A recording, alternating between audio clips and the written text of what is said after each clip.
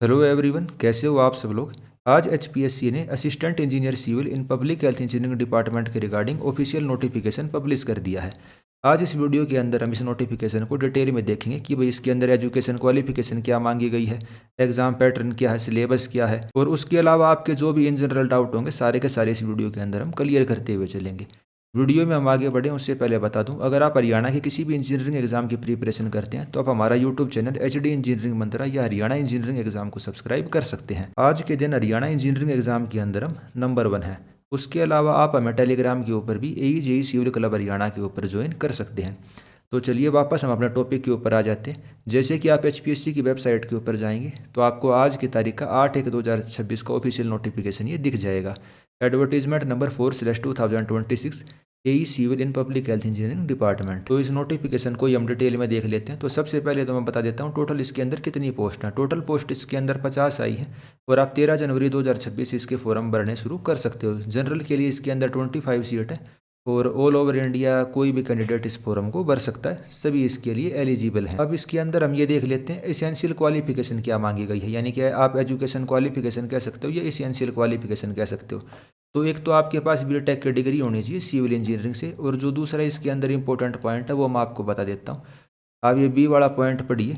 Obtain from the standing medical board A certificate of mental and physical fitness after being examine in accordance with the regulation prescribed in appendix 6। आपको standing medical board से एक certificate लेके आना पड़ेगा। अभी मेरे को भी नहीं पता भाई किस टाइप का होगा, क्योंकि पहली बार ये सुनने में आ रहा है कि भाई एग्ज़ाम फॉर्म भरने से पहले आपको सर्टिफिकेट देना होगा। हो सकता है भाई कोई अपेंडिक्स टाइप का हो, एक सिंपल आप सेल्फ टेस्टेड करके उसको दे सकते हो। बाकी जब 13 तारीख को इसके फॉर्म भरे जाने चालू हो जाएंगे तब मैं आपको क्लियरली बता दूंगा भाई किस तरीके से आपको ये फॉर्म या भाई क्या इसके अंदर आपसे मांगा गया है। बाकी इसके रिगार्डिंग अभी क्लैरिटी नहीं है कि भाई आपको कौन सी मेडिकल अथॉरिटी से और कैसे बड़ा फॉर्म आपको सबमिट करना है। बाकी तो इसके अंदर वो जनरल सी चीज़ है भाई, आपके पास बीटेक की डिग्री होनी चाहिए सिविल इंजीनियरिंग के अंदर। उसके बाद एप्लीकेशन फ़ीस देख लेते हैं। जो जनरल कैटेगरी के कैंडिडेट हैं उनके लिए 1000 रुपये की फ़ीस है, और जो दूसरी कैटेगरी वाले हैं वो अपने लिए फ़ीस का जो रिलैक्सेशन वगैरह है वो देख सकते हैं। उसके अलावा एज लिमिट इसके अंदर कितनी है, जनरल कैटेगरी के लिए 42 ईयर इसके अंदर एज लिमिट है, और जो एज रिलैक्सेशन बाकी कैटेगरी को मिलता है वो आप यहाँ पर देख सकते हैं। अब बात कर लेते हैं जिसके रिगार्डिंग आपका सबसे ज़्यादा डाउट था, भाई एग्जाम का सिलेबस क्या रहेगा और पेपर का पैटर्न क्या रहेगा। तो 10th नंबर पॉइंट में आप पढ़िए, द सिलेक्शन ऑफ कैंडिडेट किस तरीके से होएगा। भाई जो भी इनके सर्विस रूल हैं, Punjab service of engineer class 2 public health rules 1966।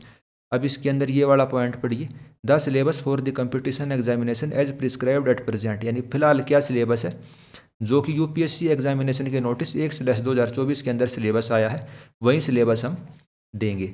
इसमें पैटर्न की बात नहीं कर रहे, ये केवल सिलेबस की बात करने लग रहे हैं कि भाई यूपीएससी के 6/9/2023 को जो एडवर्टीजमेंट निकली थी वो वाला सिलेबस हम देंगे इसके अंदर।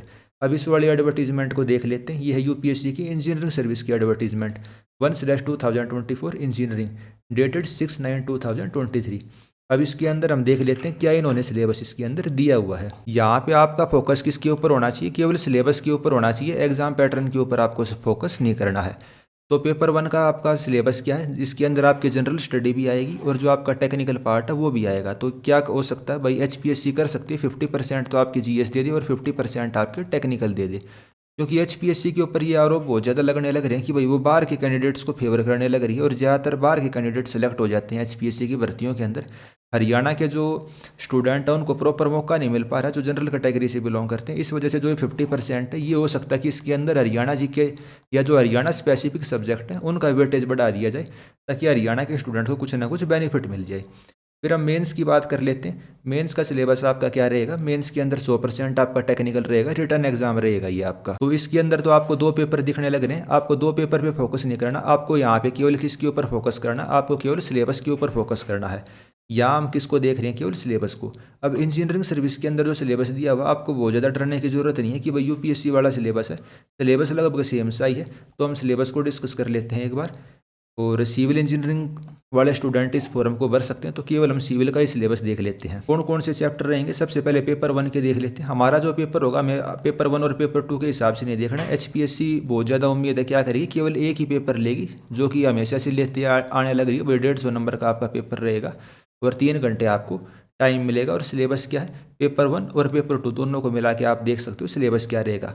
और नॉर्मल वही सिलेबस है जो HPSC पहले से देती हुई आ रही है। 1-2 चैप्टर अलग से हैं, वो हम आपको यूट्यूब के ऊपर करवाने की कोशिश करेंगे, या आप खुद भी कर सकते हो। बाकी वे इतने ज़्यादा इंपॉर्टेंट टॉपिक्स हैं भी नहीं। तो आप बिल्डिंग मटेरियल देख सकते हो, हमेशा से आता है HPSC के अंदर। सॉलिड मैकेनिक्स आता है, स्ट्रक्चरल एनालिसिस आता है, डिज़ाइन ऑफ स्टील स्ट्रक्चर भी HPSC के एग्जाम्स के अंदर आती है, डिज़ाइन ऑफ कंक्रीट भी आता है, construction practice planning and management इस वाले पार्ट से थोड़ा कम आता है, लेकिन ये इतना ज़्यादा इंपॉर्टेंट है भी नहीं और नॉर्मली आप इसको कर भी सकते हो। फिर पेपर 2 के सिलेबस के अंदर क्या लिखा है, फ्लूइड मैकेनिक्स लिखी हुई है भैया आप करते हो, hydraulic machine and hydro power ये आप नहीं करते, ठीक है, लेकिन ये आसानी से करा जा सकता, कोई इतनी बड़ी चीज़ है नहीं। और एक क्वेश्चन अगर इससे आ भी जाता तो आप छोड़ भी सकते हो, इतनी हाई कट ऑफ इसकी जाती नहीं।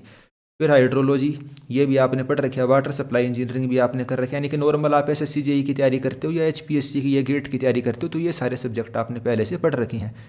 जियोटेक इंजीनियरिंग भी आपने कर रखी है। फाउंडेशन वगैरह HPSC पहले नहीं पूछती, लेकिन इसके अंदर बूझ रखी है, तो ये आप अलग से कर सकते हो, कोई इतना मुश्किल टॉपिक नहीं है फाउंडेशन इंजीनियरिंग। सर्वे आप हमेशा से करते हुए आ रहे हो। जियोलॉजी, तो जियोलॉजी भी थोड़ा बहुत तो HPSC पहले से पूछती है। ट्रांसपोर्टेशन भी HPSC के सिलेबस में पहले से ही है। हाईवे आता है और रेलवे आता है, लेकिन जो हार्बर हो गया, टनल हो गया, ठीक है, ये वाले टॉपिक आपके लिए नए हैं, तो ये आप नॉर्मली यूट्यूब से या हमारे चैनल से भी जुड़ के इनको कर सकते हैं। तो भाई जो आपका सबसे बड़ा डाउट था सिलेबस के रिगार्डिंग, वो तो आपका क्लियर हो ही गया होगा, ठीक है। HPSC जो टेक्निकल एग्जाम में जैसे कि लेक्चरर का एग्जाम हुआ या असिस्टेंट एनवायरनमेंट का हुआ, उसके अंदर नॉन टेक्निकल सिलेबस देने लग रही थी, यानी कि हरियाणा GK, हिस्ट्री, पॉलिटी वगैरह, तो वो वाली चीज़ अब खत्म हो गई। आपको सिलेबस के रिगार्डिंग तो क्लैरिटी मिल गई। भाई जो पब्लिक हेल्थ इंजीनियरिंग डिपार्टमेंट के अंदर आपका पेपर होगा वो क्या रहेगा। प्रीलिम्स के अंदर आपको 50% टेक्निकल नॉन टेक्निकल देखने को मिल जाएगा, और मेंस के अंदर आपको 100% आपका टेक्निकल देखने को मिल जाएगा। इस चीज़ का मतलब आप यही मान के चलो, ज़्यादा आपको कन्फ्यूज होने की ज़रूरत नहीं है। एग्ज़ाम पैटर्न क्या रहेगा, तो एग्ज़ाम पैटर्न आप वही मान के चलो जो HPSC लेते हुए आ रही है। 3 स्टेज का आपका एग्ज़ाम रहेगा, प्रीलिम्स, मेंस और फिर इंटरव्यू। प्रीलिम्स आपका 100 मार्क्स का रहेगा, मेंस आपका 150 का रहेगा, जिसको हम 87.5 के अंदर कन्वर्ट कर देंगे, और इंटरव्यू आपका 12.5 का रहेगा। और मेंस और इंटरव्यू के मार्क्स मिला के आपकी क्या बन जाएगी, मेरिट बन जाएगी। तो एग्ज़ाम का जो पैटर्न है आपको यही मानते हुए चलना, एक पेपर प्री में होगा, एक मेंस में और एक इंटरव्यू में। सिलेबस आपको मैंने बता ही दिया भाई, जो इंजीनियरिंग सर्विस का सिलेबस है आपका सिलेबस वहीं वाला रहने वाला है इस एग्ज़ाम के लिए। अब आपका ये डाउट हो सकता है जो कंबाइन वैकेंसी निकली थी पब्लिक वर्क डिपार्टमेंट के अंदर और अर्बन लोकल बॉडीज़ के अंदर, क्या उसके अंदर भी सिलेबस चेंज हो सकता है। तो भाई उसका सिलेबस चेंज होने की वह बहुत ज़्यादा उम्मीद है, क्योंकि HPSC क्या करती है, सेम क्वालिफिकेशन की जितनी भी पोस्ट होती हैं या एडवर्टीजमेंट होती है उनका कॉमन ही पेपर ले लेती है। और इतना ज़्यादा टाइम हो चुका है उस वाली एडवर्टीजमेंट के ऊपर स्टे लगे हुए, तो HPSC उसका सिलेबस चेंज कर सकती है। लेकिन जब तक कुछ भी ऑफिशियल नहीं आ जाता, और ऑफिशियल ना आने की क्या बात है, 50% तो इसके अंदर भी मैं आपको क्या नहीं लग रहा हूँ ना कि नॉन टेक्निकल आएगा। तो भाई नॉन टेक्निकल तो आपको पढ़ना ही पढ़ना है, ठीक है। तो नॉन टेक्निकल के ऊपर आपको फोकस करते हुए चलना है। जो भी आप पढ़ाई कर रहे हो तो 50% जो आपका टाइम है आप नॉन टेक्निकल के ऊपर फोकस करते हुए चलिए। और इसके अंदर पॉइंट देख लेते हैं क्या क्या इसके अंदर लिखे हुए हैं। भाई ये तो नॉर्मल सी चीज़ें हैं, जनरल इंस्ट्रक्शन, और क्या क्या आपको फॉर्म मतलब डॉक्यूमेंट वगैरह चाहिए फॉर्म भरते टाइम, उसको देख लेते हैं।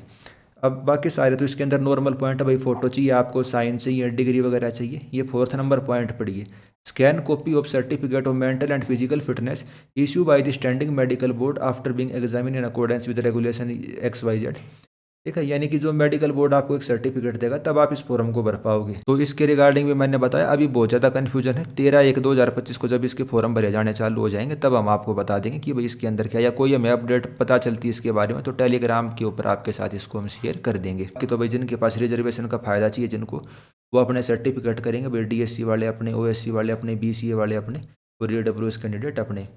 और जो हरियाणा के रहने वाले हैं और अगर वो आरक्षण का लाभ लेना चाहते हैं रिजर्वेशन का, तो उनको क्या देना पड़ेगा, अपना डोमिसाइल सर्टिफिकेट देना पड़ेगा।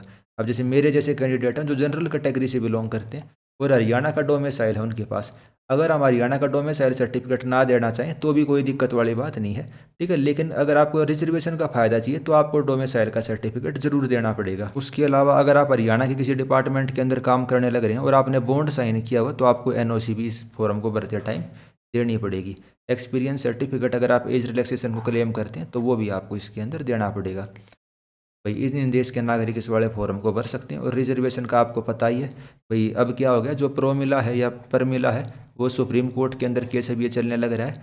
जो पंजाब हरियाणा हाई कोर्ट के अंदर तो ये लड़की जीत चुकी है।